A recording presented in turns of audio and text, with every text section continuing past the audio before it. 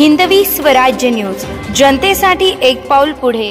राष्ट्रीय सुरक्षा दिवस व लोकसभा निवडणुकीच्या पार्श्वभूमीवर मनमाड शहरात पोलिसांचा भव्य रूट मार्च। आगामी लोकसभा निवडणुकीच्या पार्श्वभूमीवर केंद्रीय औद्योगिक सुरक्षा दल अर्थात CISF पथक आणि मनमाड पोलीस प्रशासनाच्या वतीने शहराच्या विविध भागांत पथसंचलन करून नागरिकांचे लक्ष वेधून घेतले। पोलीस निरीक्षक अशोक घुगे सर, सह पोलीस निरीक्षक दत्तात्रय लांडगे सर, पोलीस उपनिरीक्षक प्रमोद सरोवर सर, सर्व मनमाड पोलीस ठाणे पोलीस उपनिरीक्षक अंकुश शेरावत, CISF वरिष्ठ 4 अधिकारी आणि केंद्रीय औद्योगिक सुरक्षा दलाचे 45 जवानांनी या रूट मार्चमध्ये सहभाग घेतला।